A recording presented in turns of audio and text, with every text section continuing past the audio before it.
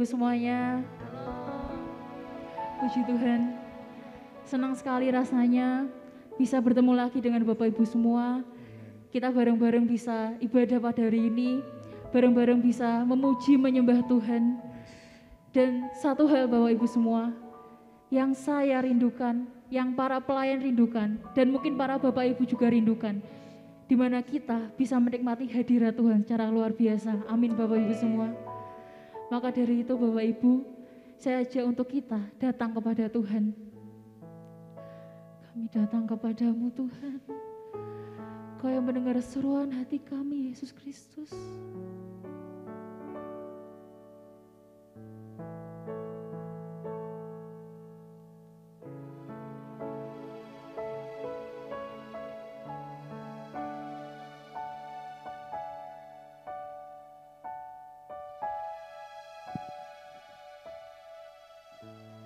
Bapa, kau mendengar seruan hatiku,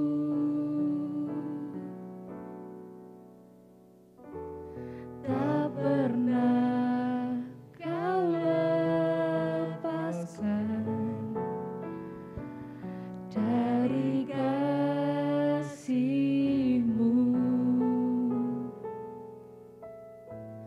Lewat lembah kelam,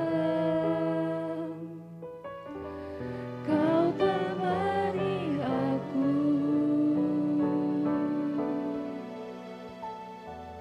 Roh-Mu bekerja selalu untuk kebaikanku.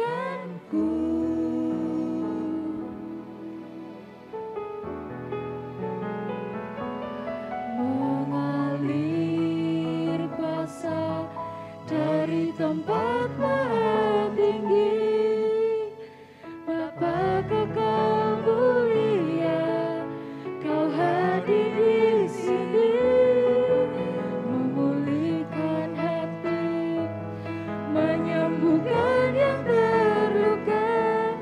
Ku kan tenang bersama-Mu Bapa. Hanya Kau Tuhan yang mendengar kami Tuhan Yesus. Bapa, Kau mendengar seruan hatiku,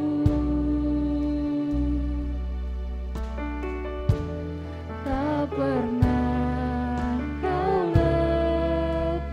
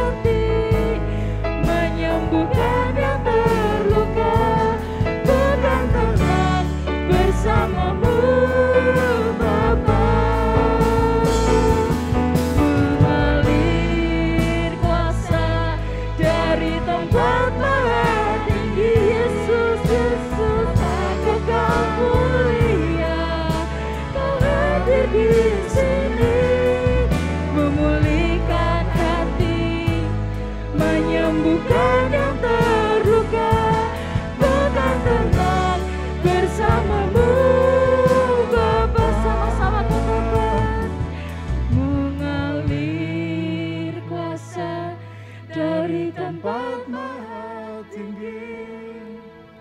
Bapa kekal mulia, Kau hadir di sini. Kau yang pulihkan hati kami Tuhan, pulihkan hati, menyembuhkan yang terluka.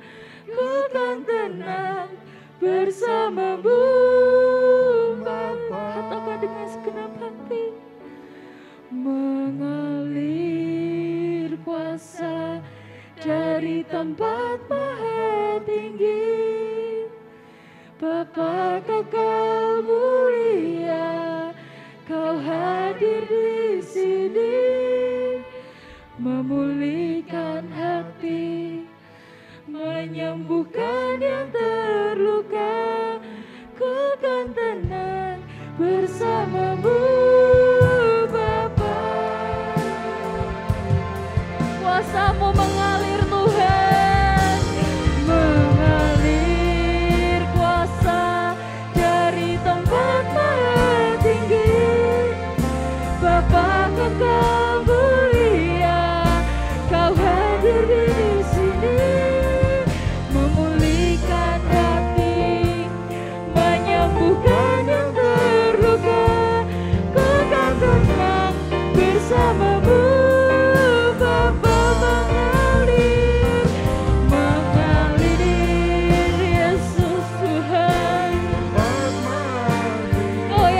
Kekal Tuhan, Kau hadir di sini Tuhan Yesus, menyembuhkan yang terluka. Ku kan tenang bersama-Mu Bapa. Ku kan tenang Tuhan, ku kan tenang bersama-Mu Bapa. Ku kan tenang bersama-Mu Bapa. Haleluya Tuhan, Kau Bapa yang kekal Tuhan Yesus. Tuhan, Kau hadir di sini Tuhan Yesus. Bapa Kau kekal Tuhan, kami aman bersama-Mu Tuhan, kami tenang bersama-Mu Tuhan, sebab Kau Bapa yang kekal Tuhan. Kau yang hadir di sini ya Bapa Yesus Tuhan, Kau menjamah setiap kami ya Bapa Yesus Tuhan. Kuasa-Mu mengalir Tuhan di tempat ini ya Bapa Yesus Tuhan. Haleluya Tuhan, kami bersyukur Tuhan. Haleluya Tuhan, kami menikmati hadirat-Mu Tuhan.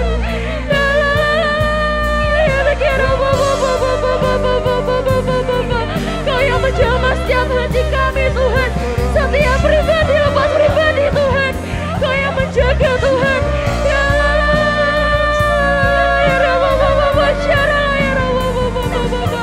Biarlah kami menyembah-Mu Tuhan, biarlah setiap dari kami berkata-kata Tuhan Yesus Kristus Tuhan. Yesus Tuhan, Yesus Tuhan.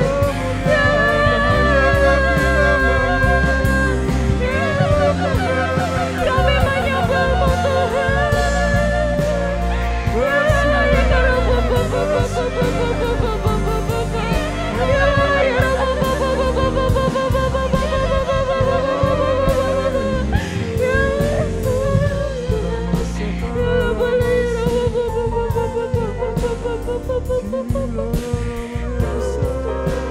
Yang berkuasa Tuhan, Kau yang berkuasa Yesus.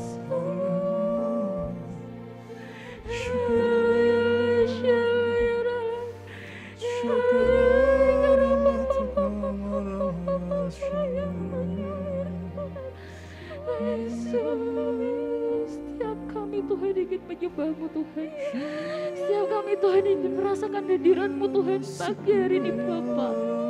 Waktu ini Tuhan, waktu yang kami berikan kepadamu Tuhan. Bila Kau menjamah kami pribadi lepas pribadi Tuhan. Bila Kau yang hadir di tempat ini Tuhan. Biarlah Kau yang mengalir Tuhan, kuasa-Mu yang dahsyat Yesus Tuhan. Yesus.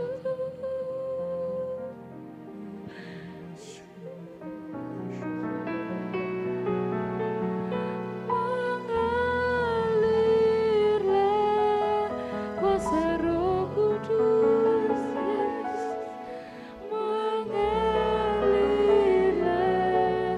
di tempat ini. Mengalirlah, oh Roh Kudus, ya Yesus Tuhan. Pulihkan, mengalir kuasa-Mu. Mengalirlah kuasa Roh Kudus, Yesus. Mengalirlah di tempat ini. Mengalirlah, oh Roh Kudus, pulihkanku, pulihkan. Mengalirlah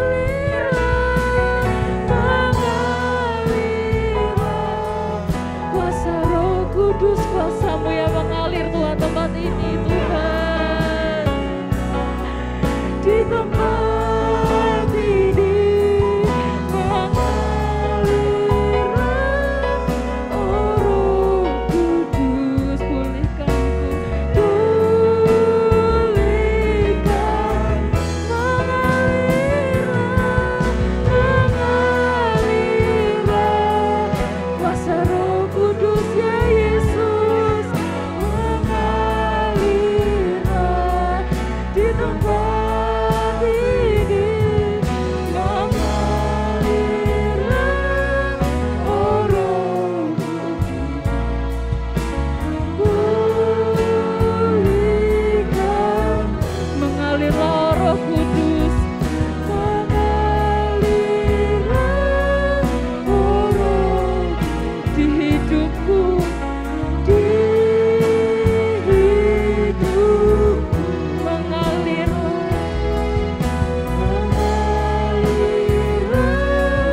oh Roh. Katakan di gerejaku, di gerejaku.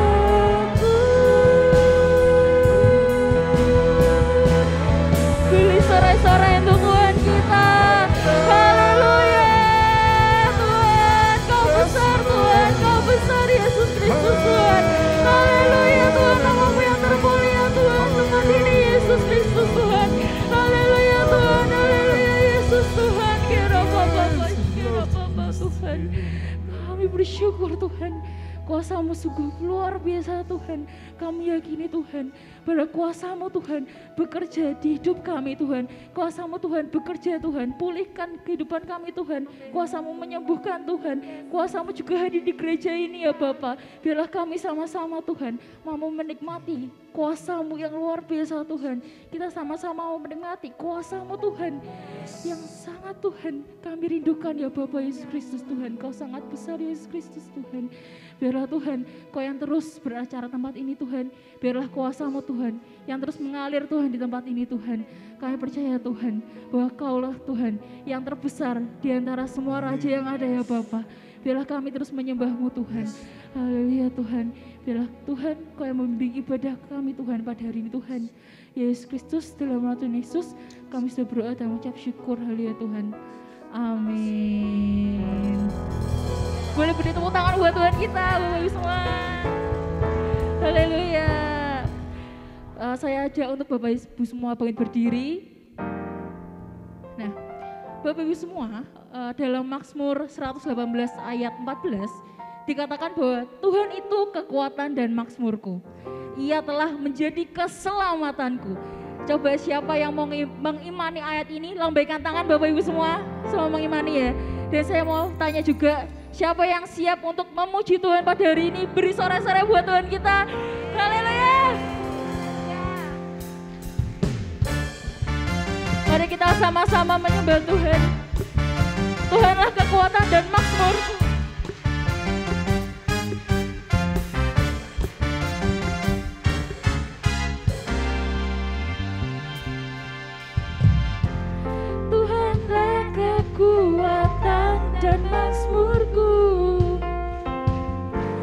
Dia gunung batu dan keselamatanku.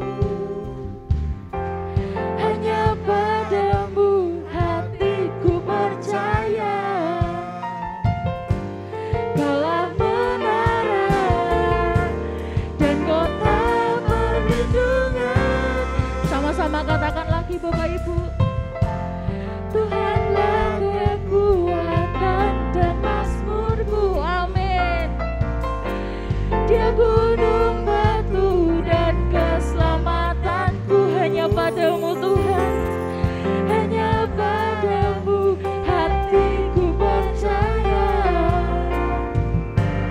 Kaulah menara dan kota perlindungan. Tuhan selalu bersyukur untuk cintamu padaku. Takkan pernah berubah, hatiku percaya. Walau bumi berguncang, gunung-gunung beranjak, namun kasih setiamu tak pergi dariku. Lebih semangat lagi Bapak Ibu semuanya.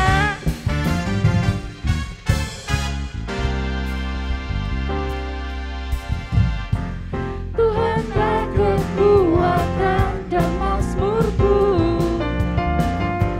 Dia gunung batu dan keselamatanku. Hanya padamu hatiku percaya. Kaulah apa? Kaulah menara dan kota perlindungan. Semua mengangkat tangan Bapak Ibu semua.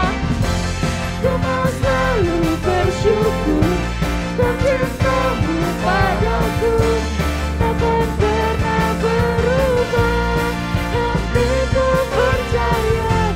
Walau bumi bergoncang, gunung-gunung beranjak, namun kasih setiamu tak pergi dariku. Ku mau selalu bersyukur untuk cintamu padaku. Takkan pernah berubah, hatiku percaya. Walau bumi bergoncang, gunung-gunung beranjak, namun kasih setiamu. Boleh yang sebelah sini nyanyikan. Ku mau selalu bersyukur atas cintamu padaku. Takkan pernah berubah. Boleh gantian yang sebelah sini. Walau bumi bergoncang, gunung-gunung beranjak, namun kasih setiamu. Sama-sama nyanyikan Bapak Ibu semua. Ku mau selalu bersyukur untuk cintamu padaku. Takkan pernah berubah. Hati kami percaya Tuhan. Walau bumi bergoncang, gunung-gunung beranjak, namun kasih setiamu tak pergi. Kasih setiamu, kasih setiamu tak pergi dariku. Kasih setiamu, sama-sama imani semua, tak pergi dariku.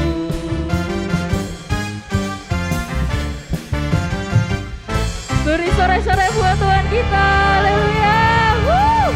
Haleluya. Boleh silakan duduk kembali Bapak Ibu semua. Bapak Ibu semua, pemazmur mengatakan, walaupun 1000 orang rebah di sisimu dan 10.000 di sebelah kananmu, tetapi itu tidak akan menimpamu. Biarlah Bapak Ibu semua firman ini mampu menjadi rema dalam kehidupan kita Bapak Ibu. Dan marilah kita renungkan lagu ini bersama-sama Bapak Ibu semua.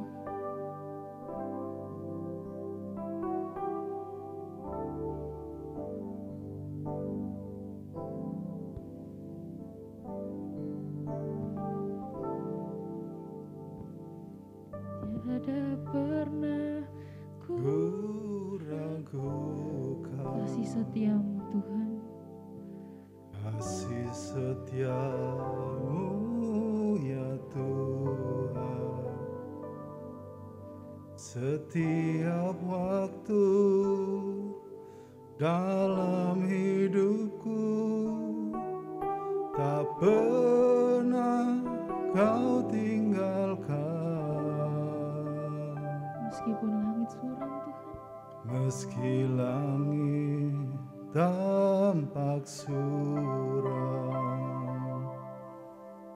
awan gelap pun menghadang, hadapi badai, lewati gelombang, tak pernah kau tinggalkan diriku. mari sama-sama mengimani lagu ini Bapak Ibu semua. Walau 1000 rebah, walau 1000 rebah di sisiku, kau tetaplah penolongku. Walau 1000 rebah kananku, takkan ku goyah, sebab Yesus sertaku. mari sama-sama nyanyikan Bapak Ibu semua. Tiada pernah ku ragukan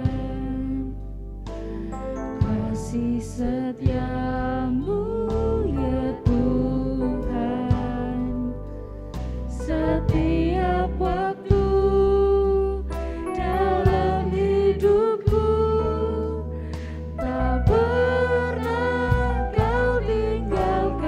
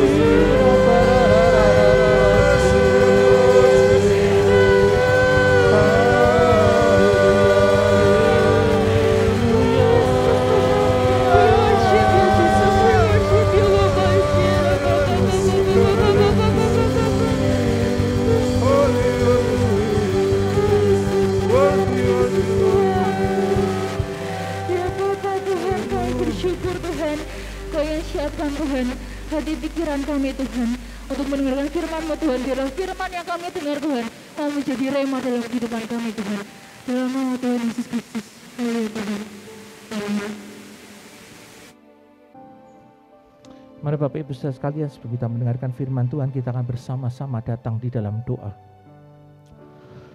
Kami bersyukur Tuhan buat kasih setia-Mu di dalam kehidupan kami, karena Engkau tidak pernah membiarkan kami berjalan sendirian.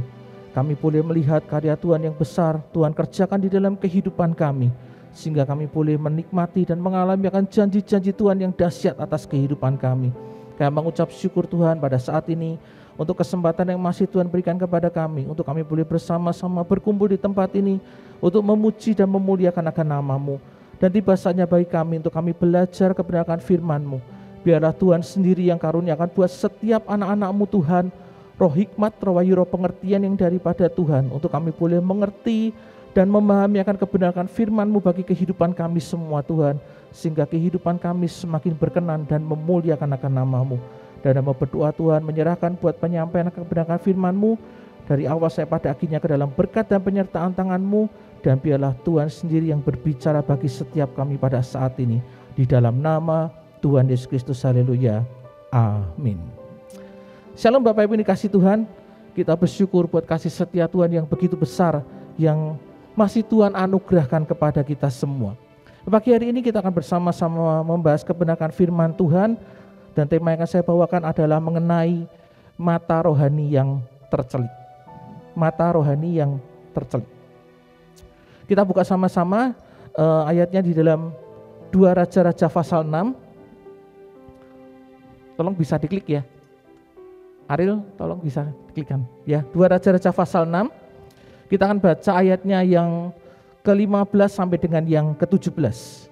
2 Raja-Raja pasal 6 ayat yang ke-15 sampai dengan ke-17. Dan nanti di rumah Bapak Ibu bisa membaca keseluruhan kisah ini untuk mendapatkan gambaran yang lebih jelas mulai dari ayat yang ke-8 sampai dengan yang ke-23. Tapi pagi hari ini kita akan baca ketiga ayat ini dari ayat yang ke-15 sampai dengan yang ke-17 terlebih dahulu. Mari baca-baca bersama dengan saya ayat dari 2 Raja-Raja pasal 6 ayat yang ke-15 sampai dengan yang ke-17. 1, 2, 3. Ketika pelayan abdi Allah bangun pagi-pagi dan pergi keluar, maka tampaklah suatu tentara dengan kuda dan kereta ada di sekeliling kota itu. Lalu berkatalah bujangnya itu kepadanya, "Celaka tuanku, apakah yang akan kita perbuat?" Jawabnya, "Jangan takut, sebab lebih banyak yang menyertai kita daripada yang menyertai mereka." Lalu berdoalah Elisa, "Ya Tuhan, bukalah kiranya matanya supaya ia melihat." Maka Tuhan membuka mata bujang itu sehingga ia melihat. Tampaklah kuda itu penuh dengan kuda dan kereta berapi sekeliling Elisa.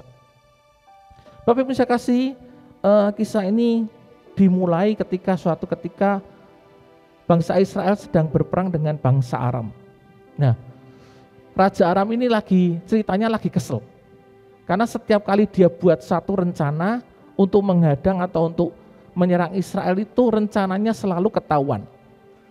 Ya, jadi suatu ketika dia merencanakan sebuah penghadangan terhadap bangsa Israel, terhadap tentara Israel, tetapi kemudian tentara itu tidak jadi lewat di tempat yang sudah direncanakan. Itu terjadi beberapa kali. Ya, akhirnya Raja Aram ini marah dan dia mengumpulkan akan pegawai-pegawainya dan dia itu bertanya, kira-kira siapa yang membocorkan rahasia kalau mereka punya rencana, ya sehingga bangsa Israel itu bisa tahu kalau mereka itu mau dihadang. Raja Aram mengira ada mata-mata yang dikirimkan di antara pegawai-pegawainya yang ada di Aram pada waktu itu. Tetapi kemudian salah seorang pegawainya ya berkata, tidak ada mata-mata di antara kita, tetapi semua itu gara-gara Elisa.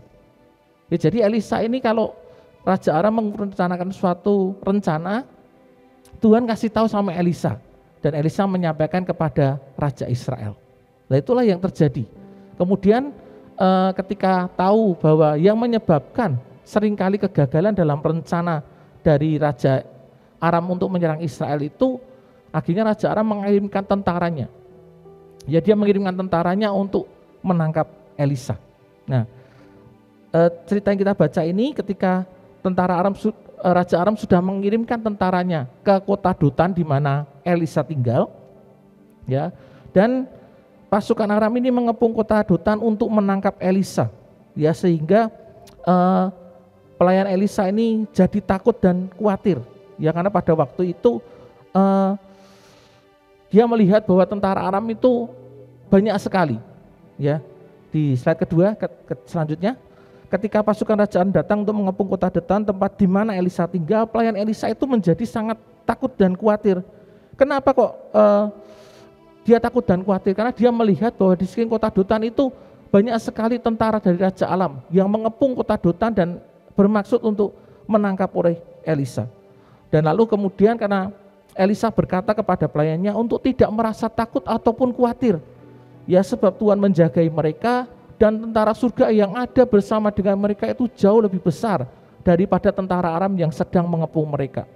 Ya, kemudian Elisa berdoa kepada Tuhan untuk membukakan mata rohani Gehasi, pelayan namanya Gehasi, dan akhirnya Gehasi bisa melihat akan sejumlah besar kuda dan kereta berapi yang menjagai mereka. Ya, jadi sesuatu yang supranatural, sesuatu yang tidak kelihatan secara mata fisik itu yang ada di sekeliling Elisa, sedang menjaga Elisa dan pelayannya. Dan itu adalah bala tentara surga dengan sejumlah besar kuda dan kereta berapi yang sedang menjagai mereka. Nah, yang selanjutnya untuk tentara Aram, ya, yang akan menangkapnya, Elisa itu berdoa kepada Tuhan agar membutakan mata mereka. Ya, di ayat ke-18 dikatakan, ketika orang-orang Aram itu turun mendatangi dia, berdoalah Elisa kepada Tuhan, butakanlah kiranya mata orang-orang ini. Maka dibutakannya mata mereka sesuai dengan doa Elisa. Ya, Tuhan melakukan sesuatu hal yang luar biasa. Yang pertama, ketika Elisa berdoa kepada Tuhan untuk ketika orang-orang Aram itu mau menangkap dirinya, dia berdoa untuk membutakan mata mereka. Dan itu yang dilakukan Tuhan atas orang-orang Aram yang pada saat itu bermaksud untuk menangkap Elisa. Ya, tentara Aram yang tiba-tiba menjadi buta. Ya, semuanya menjadi buta, mereka tidak bisa melihat satu dengan yang lainnya. Dan itu karena kuasa Tuhan, sesuai dengan doa yang dipanjatkan oleh Elisa kepada Tuhan. Dan tentara Aram yang tiba-tiba menjadi buta ini kemudian disesatkan oleh Elisa ke Samaria. Dan ketika Raja Israel bertanya kepada Elisa apa yang harus dilakukan terhadap tentara Aram itu, Elisa berkata kepada mereka untuk memberi makan dan minum mereka, lalu melepaskan mereka kembali ke Aram. Ya, mereka disesatkan, dibawa Elisa ke kota Samaria. Di sana mereka kemudian bisa melihat lagi dan mereka kaget, loh, kita kok ada di Samaria, padahal kan tujuan mereka adalah menangkap Elisa yang ada di kota Dotan. Dan kemudian ternyata mereka tidak dibunuh, tetapi mereka diberikan makan dan minum kemudian dilepaskan untuk kembali ke Aram. Itu yang terjadi. Nah, Bapak yang saya kasih, Elisa dan Gehasi sama-sama sedang berada di situasi yang sangat sulit. Namun, kenapa sikap mereka menjadi sangat berbeda? Ya, sikap yang mereka tunjukkan adalah sikap yang sangat berbeda antara Elisa dengan Gehasi. Nah, yang menjadi penyebab adalah Gehasi ini melihat masalah yang ada menggunakan mata jasmaninya. Ya, sehingga dia merasa takut, dia merasa khawatir, dia merasa cemas. Namun Elisa melihat dengan mata rohaninya dan dia melihat akan bala tentara Allah yang menjagai dirinya. Bala tentara Allah yang jauh lebih besar dari pasukan Aram yang pada waktu itu datang untuk menangkap dirinya. Ya, dia melihat bahwa Allah itu menjagainya. Allah mengirimkan bala tentara surganya untuk menjagai Elisa. Nah, jika kita, Bapak Ibu yang saya kasih, jika kita merasa bahwa mata jasmani yang kita miliki itu tentunya sangat penting buat kita semua. Ya, kita semua pasti setuju bahwa mata kita ini adalah satu hal yang sangat penting di dalam kehidupan kita.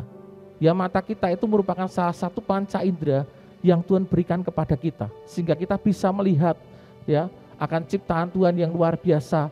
Kita bisa melihat indahnya pagi, kita bisa melihat hal-hal yang Tuhan kerjakan di dalam kehidupan kita. Kita bisa melihat akan karya Tuhan yang besar, ya, yang Tuhan ciptakan atas dunia ini. Dan itu kita lihat semua dengan mata kita. Oleh karena itu, mata jasmani itu menjadi satu hal yang sangat penting di dalam kehidupan kita. Tetapi yang tidak kalah pentingnya, kita juga harus memiliki mata rohani yang baik. Ya, mata rohani itu yang baik itu juga merupakan hal yang penting di dalam kehidupan kita. Oleh karena itu, mata rohani yang kita miliki itu harus kita jaga dan kita rawat dengan baik agar kita boleh melihat dengan jelas akan rencana dan karya Tuhan atas kehidupan kita. Ya, itulah kegunaan dari mata rohani. Dan dari kisah di atas, sebagai orang yang percaya, kita tentu harus mengerti bahwa sebesar apapun masalah yang kita hadapi di dalam kehidupan ini, Tuhan Yesus Kristus kita jauh lebih besar dari setiap masalah yang ada. Yang percaya katakan amin. Ya, Tuhan Yesus kita jauh lebih besar dari setiap masalah yang ada di depan kita. Ketika kita berpikir seolah-olah tidak ada jalan keluar, sama seperti mungkin tadi seperti Gehazi, yang dia merasa takut, dia merasa cemas. Begitu banyak tentara Aram yang mengepung kota Dotan. Tetapi ada satu hal yang tidak dia lihat secara fisik, ya, bahwa ada tentara Tuhan yang menjagai mereka. Ada tentara Tuhan yang Tuhan kirimkan, ya, untuk melindungi Elisa dan juga Gehazi. Nah, saat ini kita akan melihat paling tidak ada 3 jenis mata rohani yang bisa kita pelajari dari kisah ini, yaitu mata rohani orang Aram, mata rohani dari Gehazi sang pelayan, dan juga mata rohani yang dimiliki oleh Elisa. Nah, yang pertama, mata rohani dari orang Aram. Orang Aram menggambarkan ciri dari orang yang bebal, yang buta total. Mereka sama sekali tidak tahu apa yang ada di depan mereka. Ya, orang yang buta itu tidak tahu apa yang ada di depan mereka. Ya, kalau di depan mereka berjalan, orang buta kalau jalan tidak pakai alat bantu. Ya, tidak pakai tongkat atau hal yang lain. Kalau mereka berjalan ke depan, ya, sekalipun di depan itu ada lubang atau ada tiang, mereka tidak akan bisa melihat. Ya, mereka pasti akan jatuh ke lubang itu atau menabrak tiang yang ada di depan mereka. Karena orang yang buta kita tahu tidak bisa melihat apapun yang ada di depan mereka. Mereka tidak mampu melihat apa yang terjadi atas kehidupan mereka. Bahwa dibawa menuju kebinasaan pun mereka tidak tahu. Itu orang yang buta rohaninya. Di dalam kebutaannya mereka tidak sadar ketika mereka disesatkan oleh Elisa menuju Samaria. Ya, orang yang buta itu mau dibawa kemana saja mereka tidak tahu, karena mereka tidak bisa melihat sekeliling mereka. Mereka tahu tujuan mereka, tetapi mereka belum tentu bisa sampai ke sana. Karena apa? Orang yang buta tidak tahu arah, orang yang buta tidak tahu jalan yang harus mereka ambil. Tetapi kita melihat satu hal yang menarik, ya, meskipun pasukan Raja Aram ini datang dengan satu maksud dan tujuan yang jahat atas diri Elisa, namun ketika mereka sudah tidak berdaya, Elisa ini melarang Raja Israel untuk membunuh mereka. Ya, ketika mereka sampai di Samaria, Raja Israel bertanya kepada Elisa, ya, apa yang harus dilakukan oleh tentara Aram yang tiba-tiba datang di kota Samaria dibawa oleh Elisa. Nah, Elisa melarang Raja Israel untuk membunuh tentara Aram itu, tetapi Elisa justru memerintahkan untuk memberi mereka makan dan minum. Ya, kemudian membebaskan mereka. Ya, kenapa kok mereka harus dibebaskan? Karena Elisa punya suatu tujuan yang lain, yaitu untuk menunjukkan kepada orang-orang Aram bahwa mereka saat itu sedang berurusan dengan Nabi Allah yang benar. Ya, sehingga mereka belajar untuk takut kepada Allah yang Maha Kuasa. Ya, mereka tidak berurusan dengan Elisa secara pribadi, tetapi mereka berurusan dengan Nabi Allah. Artinya mereka sedang berurusan dengan Tuhan yang Maha Kuasa. Dan Tuhan menyatakan akan kemahakuasaannya, ya, dengan membuat tentara Aram itu menjadi buta dan mereka pulang ke Aram tanpa membawa hasil apapun. Padahal mereka sudah diperlengkapi dengan persenjataan, diperlengkapi dengan tentara-tentara yang saya percaya pasti tentara yang juga terbaik untuk menangkap Elisa. Ya, karena Elisa kan dianggap sebagai musuh dari kerajaan Aram. Tetapi apa yang terjadi? Tuhan menunjukkan kuasanya, bahwa kuasa Tuhan itu jauh melebihi kuasa dari Raja Aram. Ya, dia Allah yang sungguh Maha Kuasa. Dan hasilnya apa? Ketika mereka sudah diberi makan dan Elisa menunjukkan ya akan kemahakuasaan Tuhan, hasilnya ada di dalam 2 Raja-Raja pasal 6 ayat 23, di situ dikatakan, disediakan bagi mereka jamuan yang besar, maka makan dan minumlah mereka. Sesudah itu dibiarkan mereka pulang kepada tuan mereka. Perhatikan, sejak itu tidak ada lagi gerombolan-gerombolan Aram memasuki negeri Israel. Hasil yang luar biasa. Ya, kalau Elisa memilih untuk membunuh semua tentara Aram yang datang untuk menangkap dia, ya pasti akan terjadi perang yang sangat besar antara kerajaan Aram dengan kerajaan Israel. Tetapi dengan apa yang dilakukan oleh Elisa, dia menunjukkan kemahakuasaan Tuhan. Ya, saya percaya orang-orang di Aram mereka tahu bahwa mereka itu melihat kerajaan Israel itu dilindungi oleh Allah yang hidup, Allah yang memperhatikan mereka, Allah yang melindungi mereka. Dan ini yang terjadi. Sejak saat itu tidak ada lagi gerombolan-gerombolan Allah memasuki negeri Israel. Bapak yang saya kasihi, di dalam dunia digital yang luas seperti sekarang ini, ya kita juga harus belajar berhati-hati dalam menerima pengajaran-pengajaran yang ada. Ya, sebab ada nabi-nabi palsu yang bisa menyesatkan melalui pengajaran-pengajaran yang sepintas mengandung kebenaran, namun sebenarnya tidak. Ya, di akhir zaman banyak penyesatan-penyesatan yang akan terjadi di sekeliling kita. Oleh karena itu kita harus berhati-hati ya untuk kita tidak mengikuti ajaran-ajaran yang sepintas kelihatannya mengandung kebenaran, tetapi sebetulnya itu menyesatkan kita. Ya, jadi kalau Bapak Ibu mungkin mengikuti pelajaran secara online, pelajaran Alkitab, pendalaman Alkitab secara online, ya pastikan ya apa dan siapa yang memberikan pengajaran. Ya, apa yang diajarkan, apakah itu sesuai dengan kebenaran firman Tuhan, dan siapa yang memberikan pengajaran. Apakah orang yang memberikan pengajaran itu orang yang berkompeten akan hal itu, atau orang yang hanya sekedar tahu, sehingga ketika dia membagikan sesuatu itu tidak membawa orang menuju kepada kebenaran, tetapi justru membawa mereka ke jalan kesesatan. Dan kalau saya katakan hal ini itu bukan karena seperti apa yang kita lihat pada saat ini. Ya, bahkan hal ini juga sudah diingatkan langsung oleh Tuhan Yesus sendiri di dalam Matius pasal 24 ayat ke-24. Bahwa di akhir zaman dikatakan oleh firman Tuhan, sebab Mesias palsu dan nabi-nabi palsu akan muncul, dan mereka akan mengadakan tanda-tanda yang dahsyat dan mujizat-mujizat, sehingga sekiranya mungkin mereka menyesatkan orang-orang pilihan juga. Ya, yang disesatkan itu tidak hanya orang-orang yang tidak tahu firman. Ya, di akhir zaman, ya dengan kecanggihan yang ada, ya nabi-nabi palsu atau orang-orang yang mengaku sebagai Mesias palsu, mereka juga bisa mengadakan tanda dan mujizat yang heran dan dahsyat. Dan firman Tuhan katakan bahwa sekiranya mungkin, ya mereka juga akan menyesatkan orang-orang pilihan. Artinya apa? Orang-orang yang tahu firman, orang-orang yang tahu kebenaran. Kalau memungkinkan mereka juga akan disesatkan. Nah, kalau kita menjadi orang-orang yang mungkin biasa-biasa saja, ya bahkan orang-orang yang tahu firman saja bisa disesatkan. Kita yang mungkin tidak tahu terlalu banyak tentang firman, kita harus lebih lagi berhati-hati.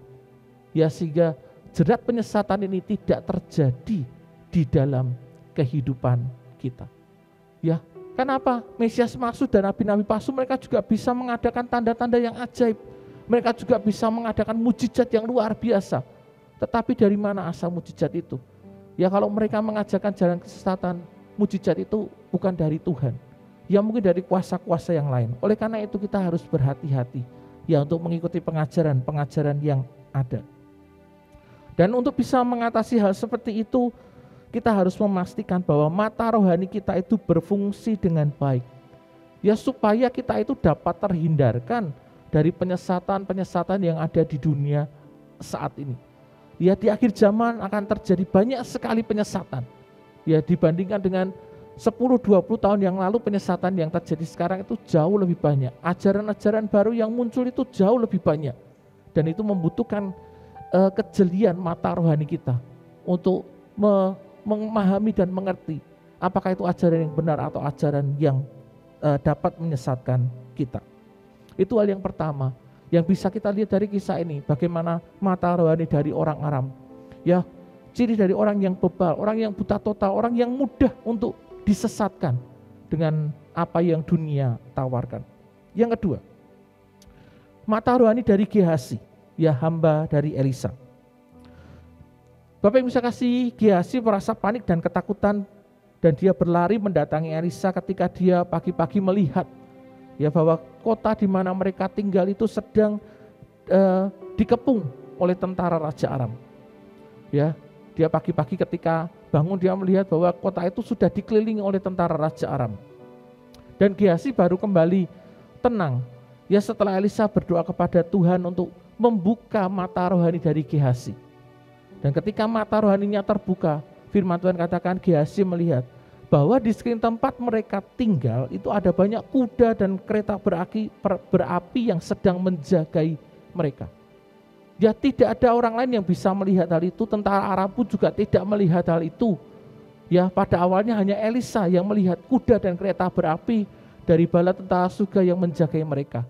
Dan kemudian disusul oleh Gehazi yang mata rohaninya dibuka oleh Tuhan, sehingga dia juga boleh melihat ya akan kereta dan kuda berapi yang Tuhan kirimkan ya untuk menjagai mereka. Bapak saya kasih, secara jasmani Gehazi memang tidak buta. Ya, matanya berfungsi dengan baik. Tetapi yang buta adalah mata rohaninya. Sehingga Gehazi hanya bisa melihat sebatas pandangan jasmaniahnya saja. Dia tidak bisa melihat hal-hal yang supranatural, hal-hal yang adikodrati itu terjadi di sekelilingnya. Karena apa? Dia tidak memiliki mata rohani yang tercelik. Yang mereka ada dalam situasi yang sama. Tetapi Elisa lewat mata rohaninya dapat melihat bahwa pasukan Allah itu ada untuk melindungi mereka. Ya, tetapi Gehazi yang juga dalam keadaan yang sama, dia tidak melihat hal tersebut. Karena mata rohaninya belum tercelikan. Saat ini tidak sedikit orang Kristen yang mata rohaninya belum tercelik seperti Gehazi. Sehingga ketika mereka menghadapi masalah, mereka menjadi panik, mereka menjadi cemas, mereka menjadi takut. Dan ketika masalah datang mereka segera berteriak, celaka aku, ya ciloko, ya. Ada lagi orang yang berkata ketika masalahnya besar, mati aku. Ya, banyak orang-orang yang seperti itu. Orang-orang yang hanya mengandalkan mata jasmanianya saja ketika mereka menjalani kehidupan di dunia ini. Yang mereka tidak melihat bahwa mereka punya Tuhan yang besar, mereka punya Tuhan yang berkuasa. Ya, mereka ini adalah orang-orang yang percaya kepada Tuhan. Ya, mereka percaya kepada Tuhan dan Tuhan itu ada. Tetapi saat mereka menghadapi masalah, mereka menjadi bimbang. Mereka menjadi ragu akan penyertaan Tuhan. Ya, benar tidak ya Tuhan itu berkuasa? Benar tidak ya Tuhan itu bisa menolong aku? Tuhan bisa melakukan mujizat di dalam hidupku. Yang mereka ini orang-orang yang sebenarnya mereka percaya kepada Tuhan. Tetapi ketika masalah yang besar datang dalam kehidupan mereka, persoalan itu ada dalam kehidupan mereka, tantangan terjadi di dalam kehidupan mereka, mereka mulai meragukan akan penyertaan Tuhan, akan kuasa Tuhan di dalam kehidupan mereka. Mereka memiliki mata rohani yang tidak berfungsi dengan baik. Dan mata rohani yang tidak berfungsi dengan baik punya beberapa ciri. Ya, ciri yang pertama adalah orang yang mata rohaninya belum tercelik. Yang pertama, mereka selalu meragukan kuasa Tuhan. Ya, katanya Tuhan berkuasa. Kok sampai sekarang Tuhan aku belum melihat dan merasakan pertolongan Tuhan. Ya, Tuhan itu bekerja bukan sesuai dengan waktu dan kehendak kita, tetapi sesuai dengan waktu dan kehendaknya Tuhan untuk melakukan mujizat di dalam kehidupan kita. Jadi yang kedua, orang-orang yang mata rohaninya belum tercelik, mereka tidak mampu melihat pekerjaan-pekerjaan Tuhan yang besar. Ya, karena apa? Mata rohani mereka belum terbuka, sehingga mereka tidak bisa melihat pekerjaan-pekerjaan Tuhan yang besar. Dan yang ketiga, mata rohani yang belum tercelik, mereka tidak mampu berjalan mengatasi kemustahilan yang ada. Ya, banyak sekali kemustahilan yang terjadi di dalam kehidupan kita. Tetapi kalau kita memiliki mata rohani yang terbuka, kita mempunyai mata rohani yang tercelik, kita bisa melihat ya bahwa semua kemustahilan yang ada di dunia ini bisa dibalikan oleh kuasa Tuhan kalau Tuhan berkehendak. Ya, kita tahu hukum gravitasi, bahwa apel itu selalu semua benda pasti jatuh ke bawah. Ya, yang menemukan Penemunya berkata bahwa benda gravitasi, karena hukum gravitasi itu semua benda jatuh ke bawah. Tetapi kalau Tuhan berkehendak, ya apel itu bisa jatuhnya ke atas. Itu apa? Itu artinya mengatasi kemustahilan. Ya, dunia berkata 2 tambah 2 sama dengan 4. Ya, 5 tambah 2 sama dengan 7. Tetapi matematika Tuhannya beda. 5 tambah 2 jadi 5.000. Ya, 5 roti 2 ikan, 5.000 orang laki-laki yang makan.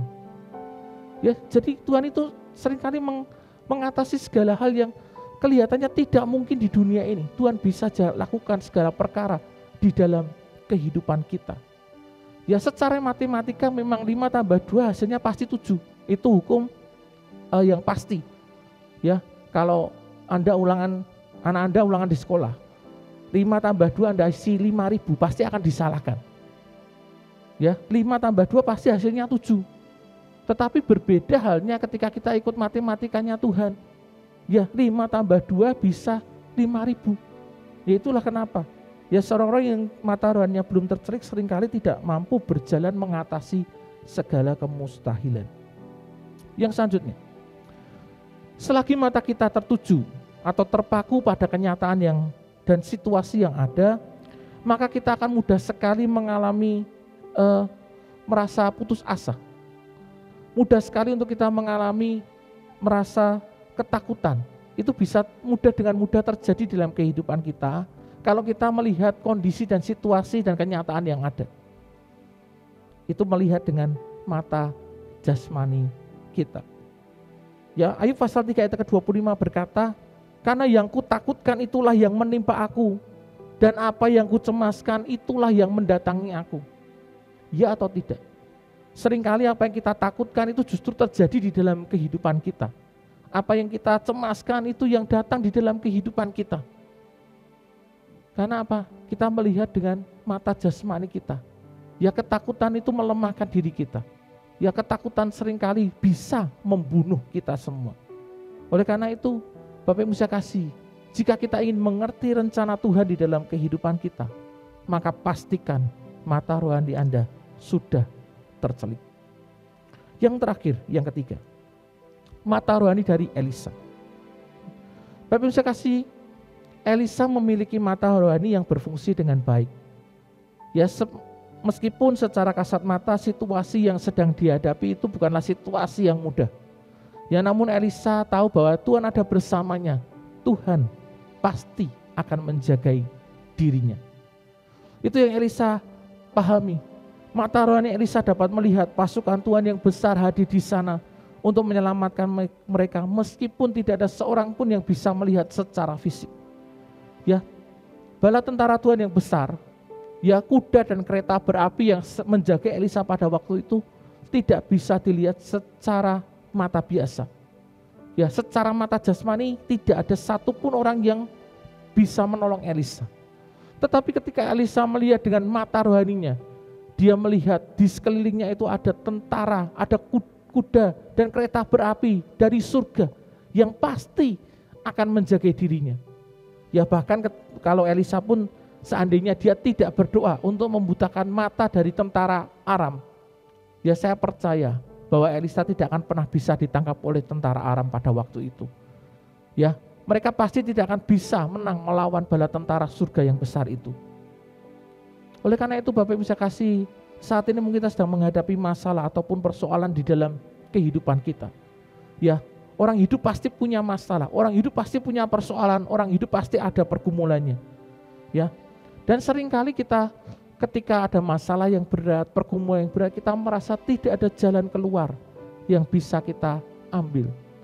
Dilihat secara mata jasmani, ya masalah-masalah itu rasanya terlalu besar, terlalu berat buat kita. Nah, tetapi apakah kita melihat masalah yang ada itu? Ya, kita melihat masalah yang terjadi di hadapan kita. Kita melihat dengan mata jasmani atau kita melihatnya dengan mata rohani. Kalau kita melihat dengan mata jasmani, kita akan melihat banyak kemustahilan itu ada di dalam kehidupan kita. Ya, tetapi ketika kita menggunakan mata rohani, ya kita akan melihat bahwa Allah kita itu jauh lebih besar dari setiap masalah, persoalan dan pergumulan yang sedang kita hadapi pada saat ini. Ya karena kita punya Allah yang sanggup untuk menolong kita, Allah yang sanggup untuk membela kehidupan kita. Dan cara kita melihat masalah-masalah tersebut akan menentukan cara berpikir kita dan menunjukkan kepada siapa yang kita percayai di dalam kehidupan ini.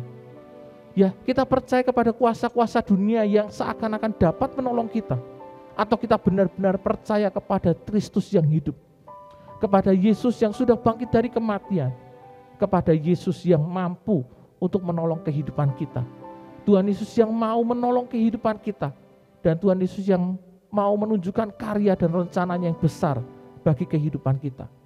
Dengan mata rohani yang tercelik kita percaya bahwa Allah yang ganti berperang bagi kita, dan Dia dapat melakukan jauh lebih besar dari apa yang kita pikirkan, dari apa yang kita bayangkan, yang tidak pernah kita minta di dalam kehidupan kita, itu Tuhan bisa kerjakan atas kehidupan kita. Ya dari apa yang bisa kita minta secara manusia, Tuhan bisa lakukan jauh lebih besar dari apa yang kita inginkan. Dan dengan mata rohani yang tercelik, kita tidak lagi hidup di dalam ketakutan dan kecemasan, karena kita akan dapat melihat kuasa Tuhan yang tidak terbatas itu menjadi nyata di dalam kehidupan kita. Ya kita bisa melihat, ya Tuhan itu mau lakukan rencana apa dalam kehidupan kita. Kalau kita punya mata rohani yang tercelik, kita punya mata rohani yang terbuka, kita bisa melihat, oh Tuhan itu sedang berkarya, Tuhan sedang bekerja, menunjukkan rancangannya bagi kita semua. Oleh karena itu Bapak Ibu saya kasih, kebutaan rohani sangat merugikan, karena kita tidak akan dapat melihat pekerjaan-pekerjaan yang Tuhan, yang besar, yang sedang Tuhan berikan dalam kehidupan kita. Saat ini saya berdoa biarlah kita semua boleh memiliki satu kerinduan, ya supaya mata rohani kita itu boleh dicelikan. Ya, saya tidak bisa mencelikan mata rohani Bapak Ibu Saudara sekalian. Hanya Tuhan saja yang bisa mencelikan mata rohani Bapak Ibu Saudara sekalian. Oleh karena itu, mintalah kepada Tuhan untuk membuka mata rohani kita, sehingga kita tahu bahwa di dalam dunia yang gelap ini kita tidak pernah berjalan sendirian, tetapi kita punya Tuhan yang menyertai kita, Tuhan yang menjaga kita. Ya sekalipun ada pergumulan di dalam kehidupan kita, sekalipun dalam tanda petik ada musuh-musuh yang sedang mengganggu kehidupan Anda, kita percaya bahwa Tuhan itu selalu menjaga kehidupan kita. Percayalah kepada Tuhan bahwa Tuhan yang memegang kendali atas hidup kita, sekalipun dalam situasi yang sangat buruk sekalipun, ya dalam situasi yang sangat sulit sekalipun, kita percaya bahwa Tuhan itu yang memegang kendali atas kehidupan kita. Oleh karena itu Bapak Ibu saya kasih, hiduplah karena percaya, bukan karena melihat kenyataan yang ada. Itu merupakan tanda dari mata rohani yang sudah terbuka atau tercelik. Kita hidup hanya percaya kepada Tuhan, bukan karena kita melihat kenyataan yang terjadi di sekeliling kita.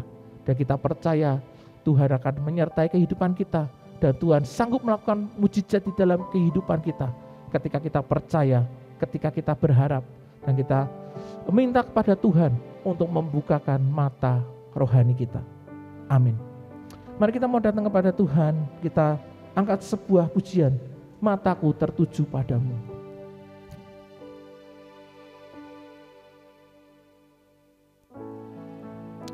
Mari kita bangkit berdiri bersama-sama. Kita angkat pujian ini sebagai doa kita di hadapan Tuhan.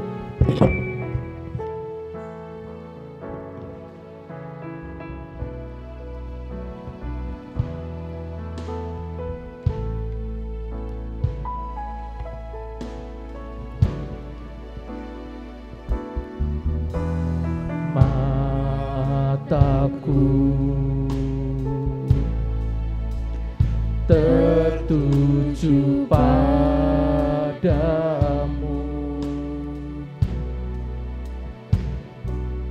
segenap hidupku ku serahkan padamu.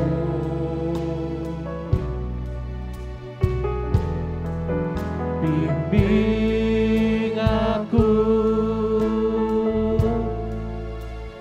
masuk rencanamu,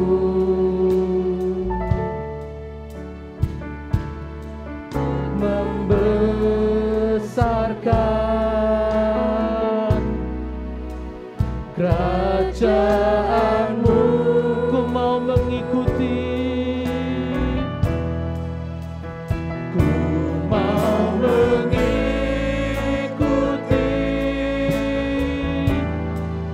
kehendak-Mu ya Bapa.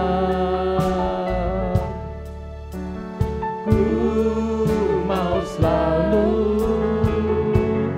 menyenangkan hati-Mu. Mataku tertuju padamu, mataku tertuju padamu.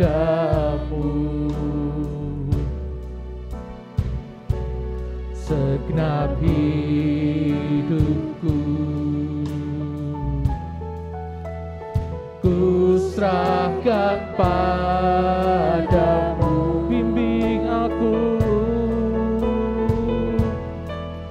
bimbing aku masuk rencana-Mu.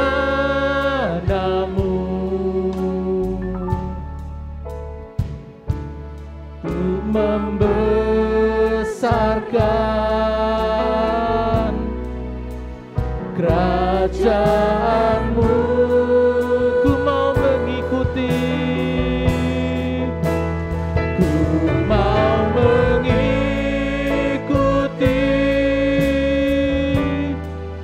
kehendak-Mu ya Bapa.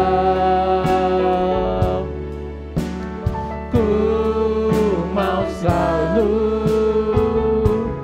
menyenangkan hati-Mu, ku mau selalu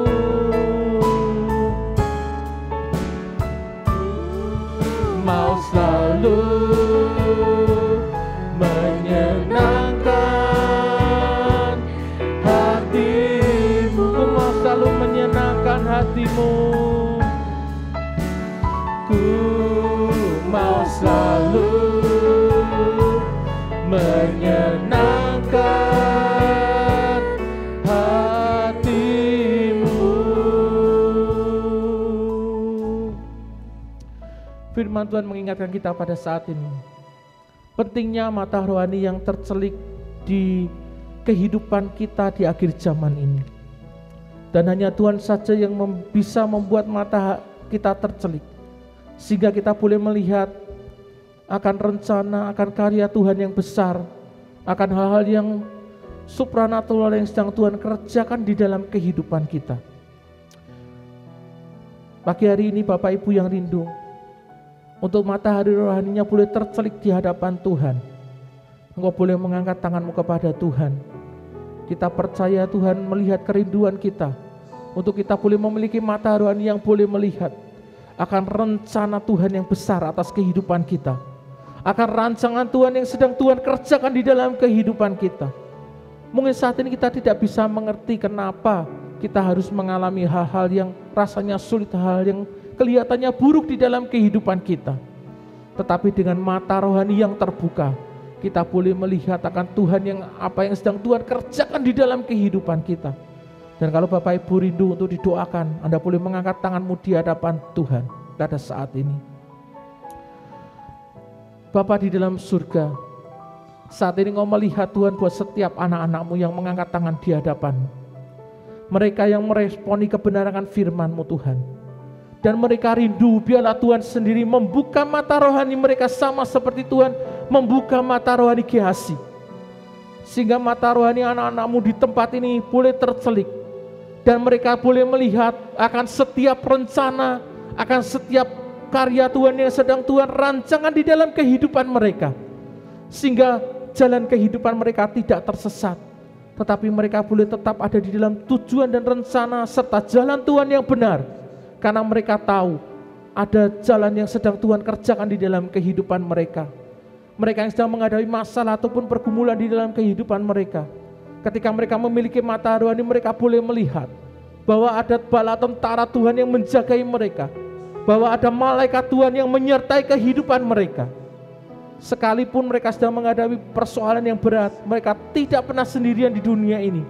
Karena ada Tuhan yang besar, ada Tuhan yang berkuasa, sedang menyertai kehidupan mereka, menuntun langkah kehidupan mereka, sehingga mereka tidak salah jalan, mereka tidak salah arah, dan mereka boleh melihat akan karya Tuhan yang sedang Tuhan kerjakan dalam kehidupan mereka.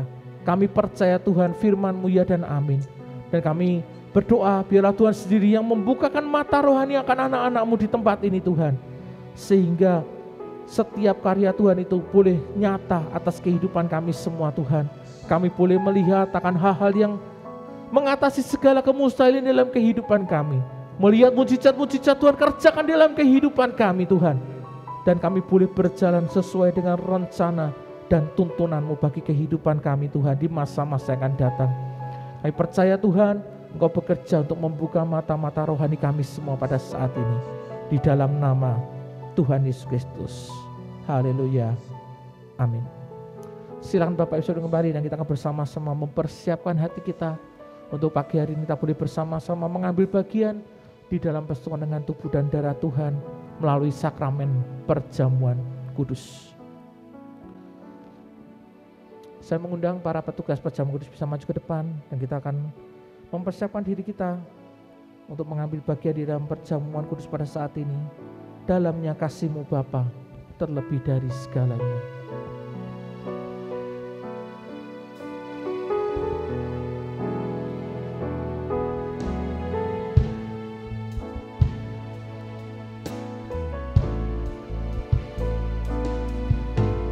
Dalamnya kasih-Mu Bapa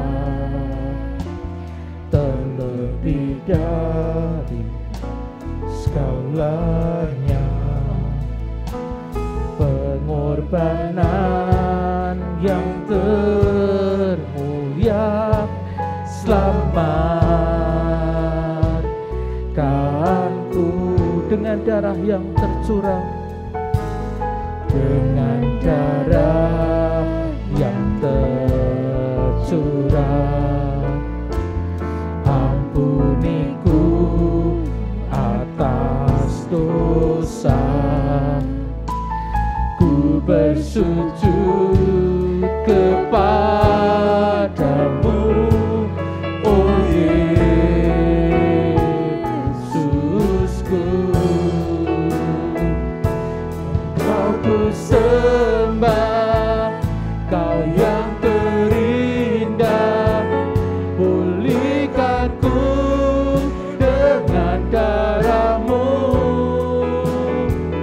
Engkau ku sembah, Bapa mulia, seumur hidupku ku mau menyembah-Mu.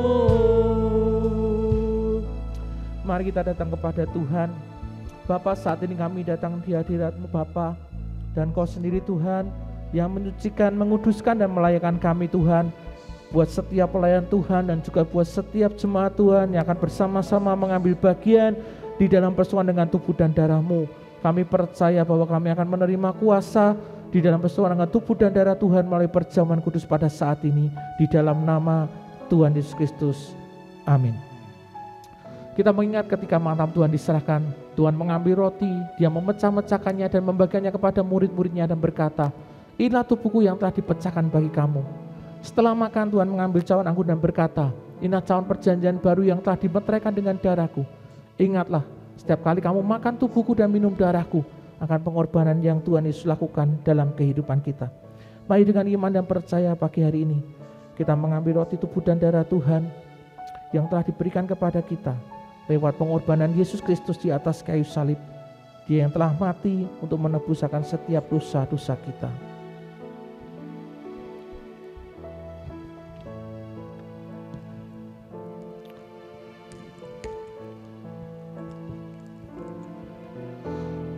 Dalamnya kasih-Mu Bapa terlebih dari segala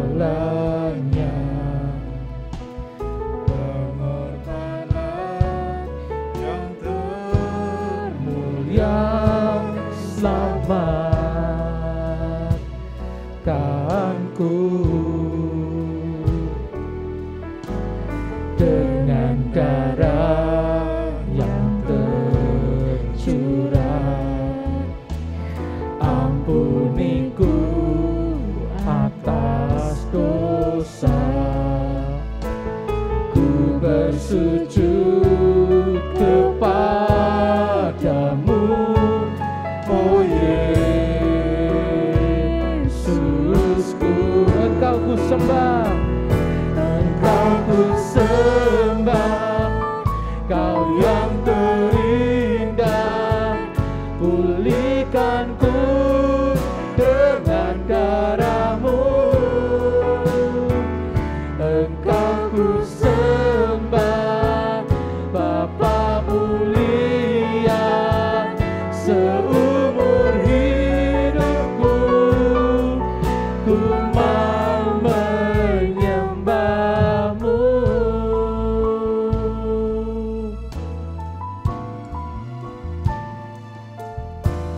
Dalamnya kasih-Mu Bapa, terlebih dari segalanya, pengorbanan yang termulia selamatkanku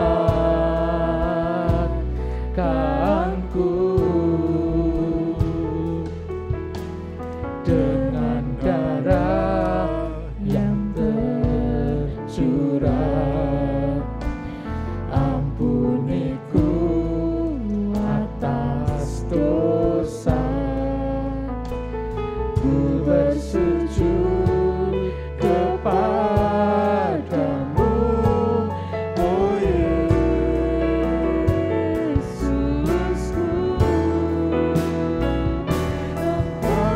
Mari kita mau kami beri bersama-sama.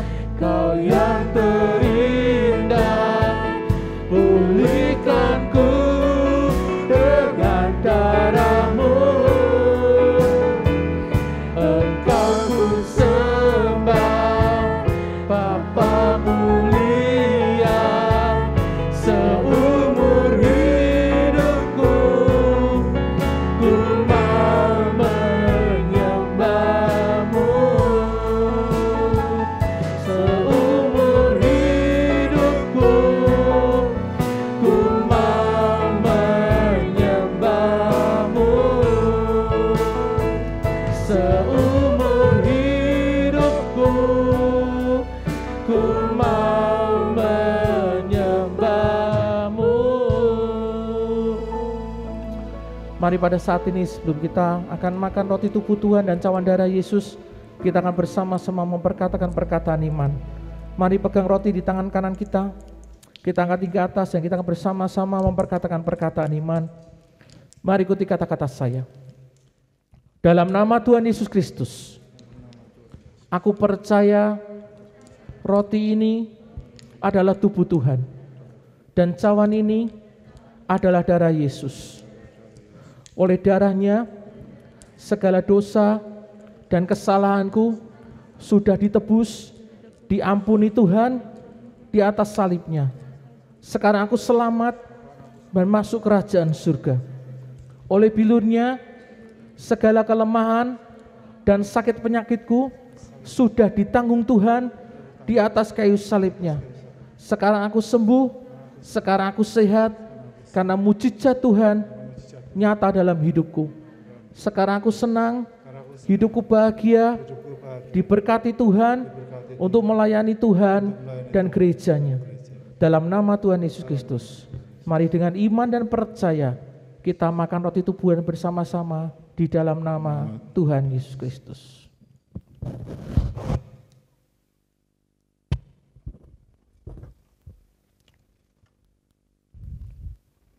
Pindahkan cawan di tangan kanan kita. Ini adalah perjanjian baru yang telah dimeteraikan dengan darah Yesus.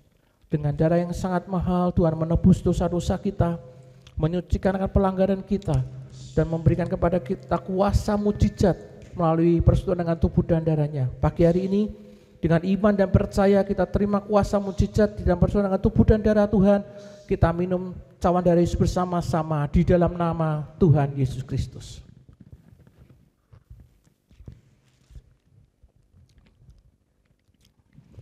Terima kasih Tuhan buat kasih setiamu. Mari kita bersyukur kepada Tuhan 1-2 menit kita hadapan Tuhan. Terima kasih Tuhan buat pengorbananmu, buat darahmu yang tercurah bagi kami semua Tuhan. Tuhan yang telah mati bagi kami, memberikan kepada kami kuasa-Mu Tuhan, nyata atas kehidupan kami semua. Bersyukur buat kebaikan-Mu, buat kasih-Mu Tuhan dan anugerah-Mu yang begitu besar, yang sudah Tuhan kerjakan di dalam kehidupan kami. Terima kasih Bapa, terima kasih buat kasih-Mu pada kehidupan kami Bapa. Kalau pada saat ini Tuhan kami boleh bersama-sama mengambil bagian di dalam persoalan tubuh dan darah Tuhan. Kami percaya, kami terima kuasa-Mu Tuhan. Kami percaya, kami terima mujizat-Mu di dalam kehidupan kami semua Tuhan. Dan kami boleh melihat dan menerima setiap janji-janji Tuhan itu nyata di dalam kehidupan kami. Karena kami boleh disucikan, kami boleh dikuduskan Tuhan dengan tubuh dan darah-Mu Bapa pada saat ini Bapa. Kami bersyukur buat kesempatan yang indah untuk kami boleh mengingat akan pengorbanan Tuhan Yesus bagi kami. Dan kami sudah ditebus dengan darah yang mahal. Amin. Untuk kami boleh menerima keselamatan dan punya tempat di dalam kerajaan surga. Amin. Dan kami tidak lagi hidup di bawah kutuk dosa, tetapi kami hidup di bawah anugerah dan kebaikan Tuhan yang melimpah atas kehidupan kami. Kami bersyukur dan berterima kasih buat berkat pada saat ini Bapa. Dan Namamu serahkan Tuhan buat setiap jemaat Tuhan yang sudah mengambil bagian di dalam persekutuan dengan tubuh dan darah Tuhan pada saat ini. Kami pulang menerima kuasa kebangkitan-Mu dalam hidup kami. Kami bersyukur Bapa di dalam nama Tuhan Yesus Kristus. Haleluya. Amin. Darah Yesus.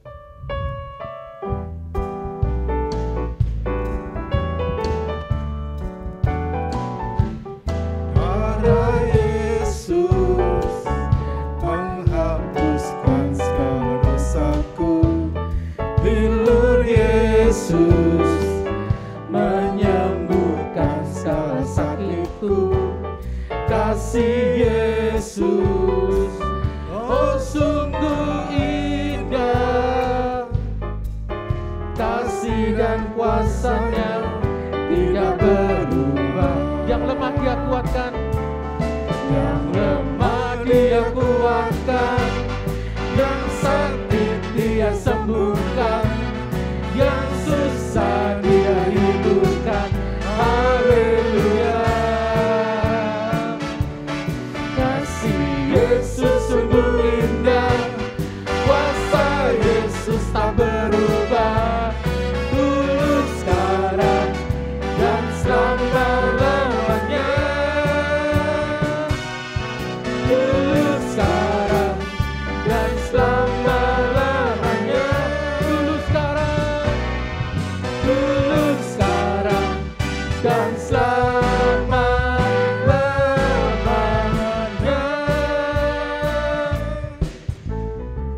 ya waktu selanjutnya saya serahkan kepada tugas yang akan menyampaikan akan pengumuman pada saat ini. Shalom jemaat Tuhan. Saat ini saya akan menyampaikan beberapa informasi kegiatan gereja kita. Untuk informasi yang pertama, ibadah raya onsite kita minggu depan tanggal 26 September 2021 diadakan pada pukul 8 pagi dan firman Tuhan akan disampaikan oleh Bapak Pendeta Robi Setiawan THD. Dan bagi jemaat yang belum bisa hadir dalam ibadah onsite ini dapat tetap mengikuti ibadah secara online pada sore hari pukul 17 WIB di channel YouTube GBI Semarang Indah. Kemudian bagi Bapak Ibu yang akan memberikan persembahan, amplop persembahan dapat dimasukkan ke dalam kotak persembahan yang ada di pintu keluar gereja ketika Bapak Ibu akan pulang. Kembali kami mengingatkan kepada Bapak Ibu untuk tetap menjalankan protokol 5M, memakai masker, menjaga jarak, mencuci tangan, menghindari kerumunan, dan mengurangi mobilitas. Dan sebentar kita akan menerima doa berkat, dan setelah menerima doa berkat, Bapak Ibu kami himbau untuk dapat segera pulang ke rumah masing-masing guna mencegah terjadinya kerumunan. Tuhan Yesus memberkati. Mari saat ini saya mengajak kita semua bangkit berdiri. Kita akan mengakhiri ibadah kita hari ini dengan menerima doa berkat. Terima kasih Bapa, kami sungguh bersyukur kami masih diberikan kesehatan, kekuatan, dan kesempatan untuk bisa berbakti bersama-sama di tempat ini. Terima kasih Tuhan untuk hadirat-Mu yang boleh kami rasakan, untuk taburan firman-Mu, dan biar kami tercelik Tuhan mata rohani kami, agar kami dapat lihat janji-Mu, dapat lihat kuasa-Mu dan kebaikan-Mu nyata dalam hidup kami Tuhan. Dan sebentar Bapa, kami mau akhiri ibadah kami hari ini dan kami berdoa, mari Tuhan curahkan berkat-Mu atas kami semua. Bapak Ibu dikasih Tuhan, pada akhir ibadah kita, mari angkatlah kedua tanganmu kepada Tuhan, tangkap dan terimalah berkat Tuhan atas hidupmu. Tuhan memberkati keluarga dan rumah tanggamu. Tuhan memberkati usaha dan pekerjaanmu. Tuhan memberkati engkau dengan kesehatan yang baik. Tuhan memberkati pendidikan yang sedang kau jalani. Tuhan memberkati pelayananmu makin dahsyat, makin luar biasa.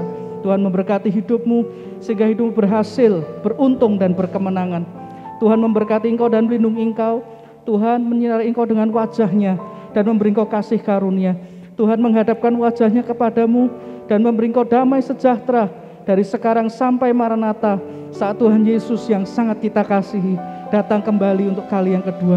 Dan semuanya percaya, terima berkat Tuhan berkata, amin. Haleluya.